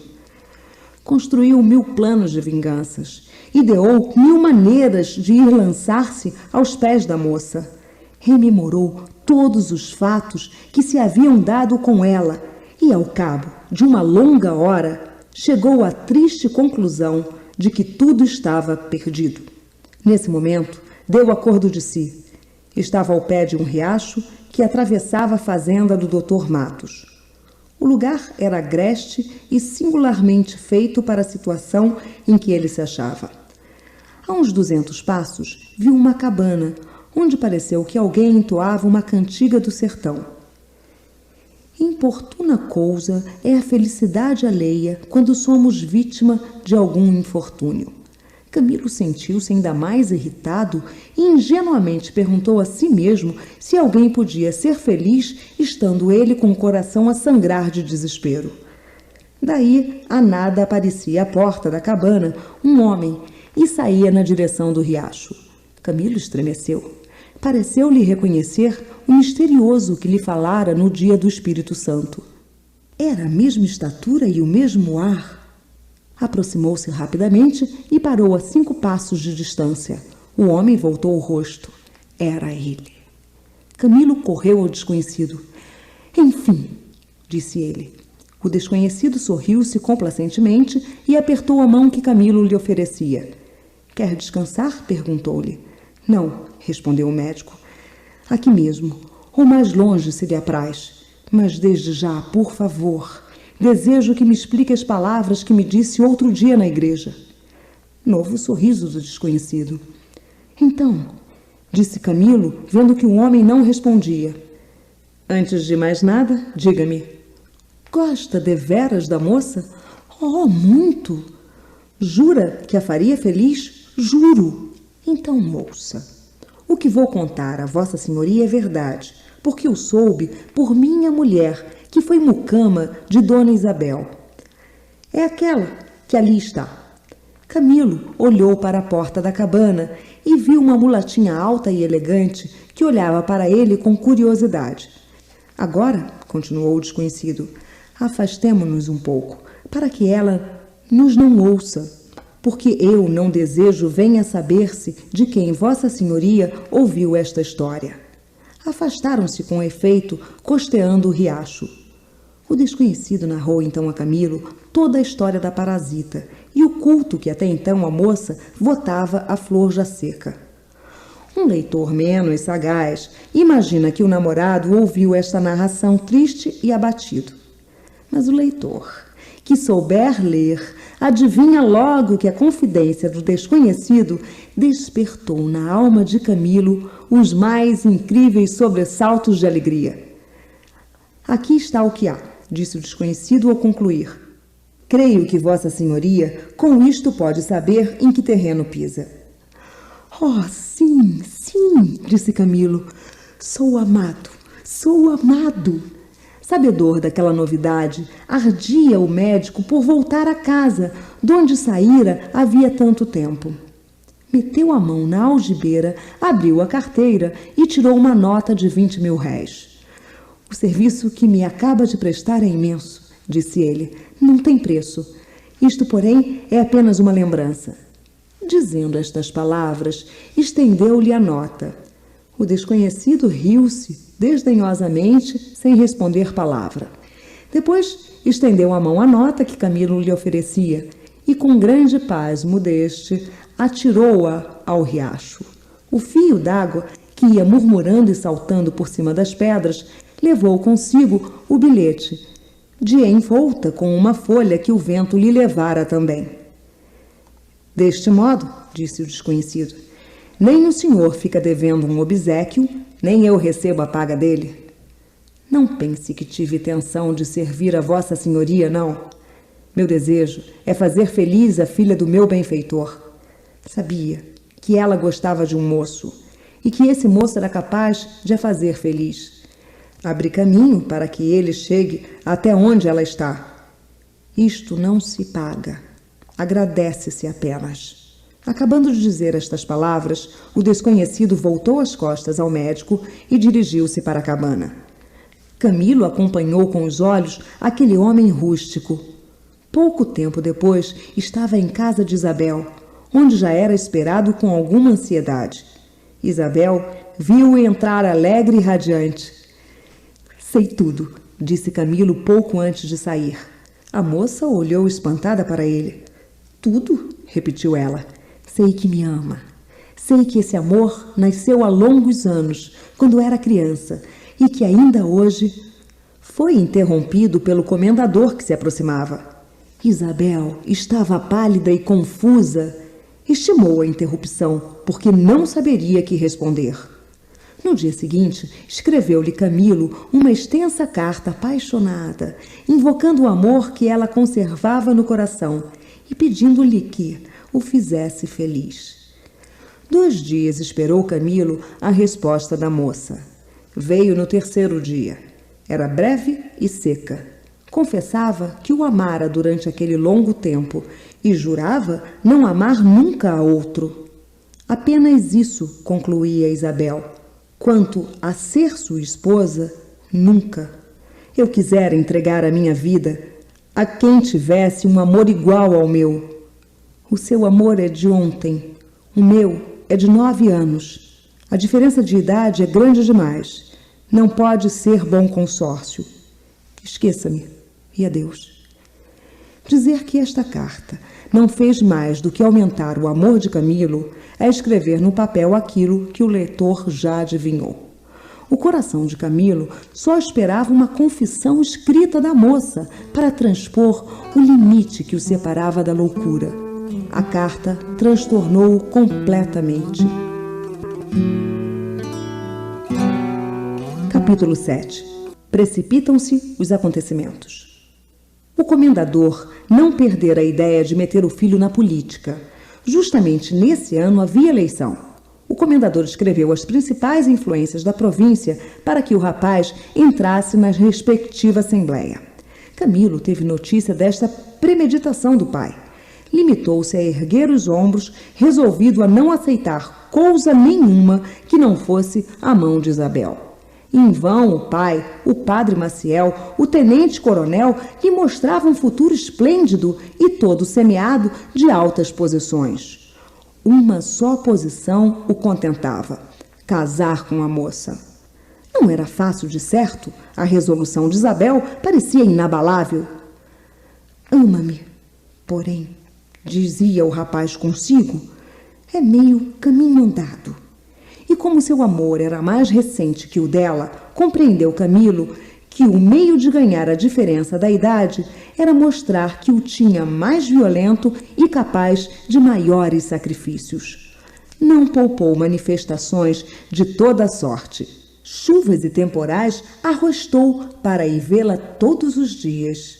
Fez-se escravo dos seus menores desejos. Se Isabel tivesse a curiosidade infantil de ver na mão a estrela d'alva, é muito provável que ele achasse meio de lhe a trazer. Ao mesmo tempo, cessara de a importunar com epístolas ou palavras amorosas. A última que lhe disse foi: esperarei. Nesta esperança, andou ele muitas semanas, sem que a sua situação melhorasse sensivelmente. Alguma leitora menos exigente há de achar singular a resolução de Isabel, ainda depois de saber que era amada. Também eu penso assim, mas não quero alterar o caráter da heroína porque ela era tal qual a apresento nestas páginas. Entendia que ser amada casualmente, pela única razão de ter o moço voltado de Paris, enquanto ela gastara largos anos a lembrar-se dele e a viver unicamente dessa recordação, entendia, digo eu, que isto a humilhava e, porque era imensamente orgulhosa, resolvera não casar com ele nem com outro. Será absurdo, mas era assim. Fatigado de assediar inutilmente o coração da moça e, por outro lado, convencido de que era necessário mostrar uma dessas paixões invencíveis, a ver se a convencia e lhe quebrava a resolução, planeou Camilo um grande golpe. Um dia de manhã, desapareceu da fazenda. A princípio, ninguém se abalou com a ausência do moço, porque ele costumava dar longos passeios, quando, porventura, acordava mais cedo. A coisa, porém, começou a assustar à proporção que o tempo ia passando. Saíram emissários para todas as partes e voltaram sem dar novas do rapaz. O pai estava aterrado. A notícia do acontecimento correu por toda a parte, em 10 léguas ao redor. No fim de 5 dias de infrutíferas pesquisas, soube-se que o moço, com todos os sinais de Camilo, fora visto a meia légua da cidade a cavalo. Ia só e triste. Um tropeiro asseverou depois ter visto um moço junto de uma ribanceira, parecendo sondar com o olhar que probabilidade de morte lhe traria uma queda. O comendador entrou a oferecer grossas quantias a quem lhe desse notícia segura do filho. Todos os seus amigos despacharam gente a investigar as matas e os campos, e nesta inútil labutação correu uma semana. Será necessário dizer a dor que sofreu a formosa Isabel quando lhe foram dar notícia do desaparecimento de Camilo? A primeira impressão foi aparentemente nenhuma. O rosto não revelou a tempestade que imediatamente rebentara no coração. 10 minutos depois, a tempestade subiu aos olhos e transbordou num verdadeiro mar de lágrimas. Foi então que o pai teve conhecimento da paixão tão longo tempo incubada. Ao ver aquela explosão, não duvidou que o amor da filha pudesse vir a ser-lhe funesto. Sua primeira ideia foi que o rapaz desaparecera para fugir a um enlace indispensável. Isabel tranquilizou-o, dizendo que, pelo contrário, era ela quem se negara a aceitar o amor de Camilo. "Fui eu que o matei", exclamava a pobre moça. O bom velho não compreendeu muito como é que uma moça apaixonada por um mancebo e um mancebo apaixonado por uma moça, em vez de caminharem para o casamento, tratassem de se separar um do outro. Lembrou-se que o seu procedimento fora justamente o contrário, logo que travou o primeiro namoro. No fim de uma semana, foi o Dr. Matos procurado na sua fazenda pelo nosso já conhecido morador da cabana, que ali chegou ofegante e alegre. "Está salvo", disse ele. "Salvo?", exclamaram o pai e a filha. "É verdade", disse Miguel. Era o nome do homem. "Fui encontrá-lo no fundo de uma ribanceira, quase sem vida, ontem de tarde." "E por que não vieste dizer-nos?", perguntou o velho. "Porque era preciso cuidar dele em primeiro lugar. Quando voltou a si, quis ir outra vez tentar contra os seus dias. Eu e minha mulher impedimo-lo de fazer tal. Está ainda um pouco fraco, por isso não veio comigo." O rosto de Isabel estava radiante. Algumas lágrimas, poucas e silenciosas, ainda lhe correram dos olhos, mas eram já de alegria e não de mágoa. Miguel saiu com a promessa de que o velho iria lá buscar o filho do comendador. "Agora, Isabel", disse o pai, apenas ficou só com ela. "Que pretendes fazer?" "O que me ordenar, meu pai." "Eu só ordenarei o que te disser o coração." "Que te diz ele?" "Diz." "O quê?" "Que sim." "É o que deveria ter dito há muito tempo, porque..." O velho estacou. "Mas se a causa deste suicídio for outra", pensou ele, "indagarei tudo. Comunicada a notícia ao comendador, não tardou que este se apresentasse em casa do Dr. Matos, onde pouco depois chegou Camilo. O mísero rapaz trazia escrita no rosto a dor de haver escapado à morte trágica que procurara. Pelo menos assim o disse muitas vezes em caminho ao pai de Isabel. Mas a causa dessa resolução? Perguntou-lhe o doutor. A causa, balbuciou Camilo, que espreitava a pergunta. Não ouso confessá-la. É vergonhosa? Perguntou o velho com um sorriso benévolo. Oh, não, mas que causa é? Perdoa-me se eu lhe disser. Por que não? Não ouso, disse resolutamente Camilo. É inútil, porque eu já sei. E perdoo a causa, mas não lhe perdoo a resolução. O senhor fez uma coisa de criança, mas ela despreza-me. Não, ama-o. Camilo fez aqui um gesto de surpresa perfeitamente imitado e acompanhou o velho até a casa, onde encontrou o pai, que não sabia se devia mostrar-se severo ou satisfeito. Camilo compreendeu logo ao entrar o efeito que seu desastre causara no coração de Isabel. Ora, pois, disse o pai da moça, agora que o ressuscitamos, é preciso prendê-lo à vida com uma cadeia forte. E sem esperar a formalidade do costume, nem atender às etiquetas normais da sociedade, o pai de Isabel deu ao comendador a novidade de que era indispensável casar os filhos. O comendador ainda não voltara a si da surpresa de ter encontrado o filho quando ouviu esta notícia. E se toda a tribo dos Chavantes viesse cair em cima dele armada de arco e flecha, não sentiria espanto maior. Olhou alternadamente para todos os circunstantes, como se lhes pedisse a razão de um fato, aliás, muito natural. Afinal, explicaram-lhe a paixão de Camilo e Isabel, causa única do suicídio meio executado pelo filho. O comendador aprovou a escolha do rapaz e levou a sua galanteria a dizer que no caso dele teria feito o mesmo, se não contasse com a vontade da moça. Serei, enfim, digno do seu amor? Perguntou o médico a Isabel quando se achou só com ela. Oh, sim, disse ela. Se morresse, eu morreria também. Camilo apressou-se a dizer que a providência velara por ele. E não se soube nunca o que é que ele chamava providência. Não tardou que o desenlace do episódio trágico fosse publicado na cidade e seus arredores. Apenas Leandro Soares soube do casamento projetado entre Isabel e Camilo, ficou literalmente fora de si. 1000 projetos lhe acudiram à mente, cada qual mais sanguinário. Em sua opinião, eram 2 pérfidos que o haviam traído. Cumpria tirar uma solene desforra de ambos. Nenhum déspota sonhou nunca mais terríveis suplícios do que os que Leandro Soares engendrou na sua escaldada imaginação. 2 dias e 2 noites passou o pobre namorado em conjecturas estéreis.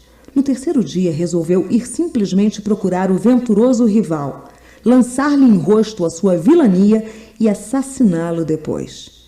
Muniu-se de uma faca e partiu. Saía da fazenda o feliz noivo, descuidado da sorte que o esperava. Sua imaginação ideava agora uma vida cheia de bem-aventuranças e deleites celestes. A imagem da moça dava a tudo o que o rodeava uma cor poética. Ia todo engolfado nestes devaneios quando viu em frente de si o preterido rival. Esquecera-se dele no meio da sua felicidade. Compreendeu o perigo e preparou-se para ele. Leandro Soares, fiel ao programa que se havia imposto, desfiou um rosário de impropérios que o médico ouviu calado. Quando Soares acabou e ia dar à prática o ponto final sanguinolento, Camilo respondeu: atendi a tudo o que me disse. Peço-lhe agora que me ouça. É verdade que vou casar com essa moça. Mas também é verdade que ela o não ama. Qual é o nosso crime neste caso? Ora, ao passo que o senhor nutre a meu respeito sentimentos de ódio, pensava eu em sua felicidade. Ah, disse Soares com ironia, é verdade. Disse comigo que um homem das suas aptidões não devia estar eternamente dedicado a servir de degraus aos outros. E então, como meu pai quer à força fazer-me deputado provincial, disse-lhe que aceitava o lugar para o dar ao senhor. Meu pai concordou, mas eu tive de vencer resistências políticas e ainda agora trato de quebrar algumas. Um homem que assim procede, creio que lhe merece alguma estima. Pelo menos, não lhe merece tanto ódio. Não creio que a língua humana possua palavras assaz enérgicas para pintar a indignação que se manifestou no rosto de Leandro Soares. O sangue subiu-lhe todo às faces, enquanto os olhos pareciam despedir chispas de fogo. Os lábios trêmulos, como que ensaiavam baixinho uma imprecação eloquente contra o feliz rival. Enfim, o pretendente infeliz rompeu nestes termos. A ação que o senhor praticou já era bastante infame. Não precisava juntar-lhe o escárnio. O escárnio? Interrompeu Camilo. Que outro nome darei eu ao que me acaba de dizer? Grande estima, na verdade, é a sua, que depois de me roubar a maior, a única felicidade que eu podia ter, vem oferecer-me uma compensação política. Camilo conseguiu explicar que não lhe oferecia nenhuma compensação. Pensara naquilo por conhecer as tendências políticas de Soares e julgar que deste modo lhe seria agradável. Ao mesmo tempo, concluiu gravemente o noivo, fui levado pela ideia de prestar um serviço à província. Creia que, em nenhum caso, ainda que me devesse custar a vida, proporia coisa desvantajosa à província e ao país. Eu cuidava servir a ambos, apresentando a sua candidatura, e pode crer que a minha opinião será a de todos. Mas o senhor falou de resistências, disse Soares, cravando no adversário um olhar inquisitorial. Resistências, não por oposição pessoal, mas por conveniências políticas, explicou Camilo. Que vale isso? Tudo se desfaz com a razão e os verdadeiros princípios do partido que tem a honra de o possuir entre seus membros. Leandro Soares não tirava os olhos de Camilo. Nos lábios pairava-lhe agora um sorriso irônico e cheio de ameaças. Contemplou-o ainda alguns instantes sem dizer palavra, até que de novo rompeu o silêncio. Que faria o senhor no meu caso? Perguntou ele, dando ao seu irônico sorriso um ar verdadeiramente lúgubre. Eu recusava? Respondeu afoutamente Camilo. Sim, recusava porque não tenho vocação política. Não acontece o mesmo com o senhor, que a tem, e é, por assim dizer, o apoio do partido em toda esta comarca. Tenho essa convicção, disse Soares com orgulho. Não é o único? Todos lhe fazem justiça? Soares entrou a passear de um lado para outro. Esvoaçavam-lhe na mente terríveis inspirações. Ou a humanidade reclamava alguma moderação no gênero de morte que daria ao rival. Decorreram 5 minutos. Ao cabo deles, Soares parou em frente de Camilo e, ex-abrupto, lhe perguntou: Jura-me uma coisa. O quê? Que a fará feliz? Já o jurei a mim mesmo. É o meu mais doce dever. Seria meu esse dever, se a sorte se não houvesse pronunciado contra mim. Não importa. Estou disposto a tudo. Creia que eu sei avaliar o seu grande coração, disse Camilo, estendendo-lhe a mão. Talvez. O que não sabe, o que não conhece, é a tempestade que me fica na alma. a dor imensa que me há de acompanhar até a morte. Amores destes vão até a sepultura. Parou e sacudiu a cabeça, como para expelir uma ideia sinistra. Que pensamento é o seu? Perguntou Camilo, vendo o gesto de Soares. Descanse, respondeu este. Não tenho projeto nenhum. Resignar-me-ei à sorte, e se aceito esta candidatura política que me oferece, é unicamente para afogar nela a dor que me abafa o coração. Não sei se este remédio eleitoral servirá para todos os casos de doença amorosa. No coração de Soares produziu uma crise salutar que se resolveu em favor do doente. Os leitores adivinham bem que Camilo nada havia dito em favor de Soares, mas empenhou-se logo nesse sentido, e o pai com ele, e afinal conseguiu-se que Leandro Soares fosse incluído numa chapa e apresentado aos eleitores na próxima campanha. Os adversários do rapaz, sabedores das circunstâncias em que lhe foi oferecida a candidatura, não deixaram de dizer em todos os tons que ele vendera o direito de primogenitura por um prato de lentilhas. Havia já 1 ano que o filho do comendador estava casado, quando apareceu na sua fazenda um viajante francês. Levava cartas de recomendação de um dos seus professores de Paris. Camilo recebeu-o alegremente e pediu-lhe notícias da França, que ele ainda amava, dizia, como a sua pátria intelectual. O viajante disse-lhe muitas coisas e sacou, por fim, da mala um maço de jornais. Era o Fígaro. O Fígaro! Exclamou Camilo, lançando-se aos jornais.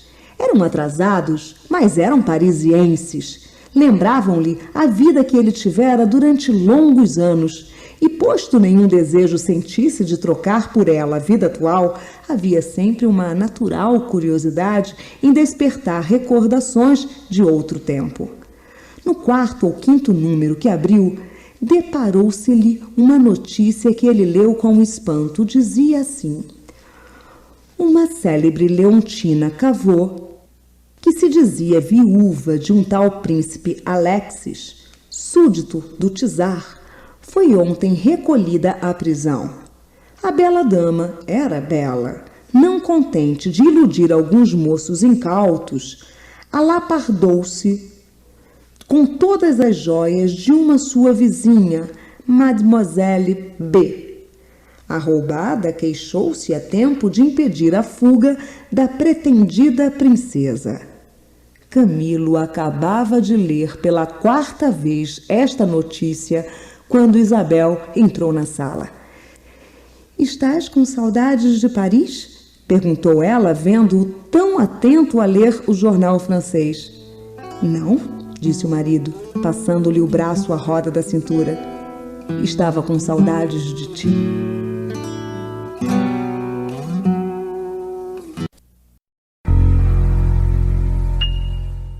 Para ler esse conto, acesse www.poeteiro.com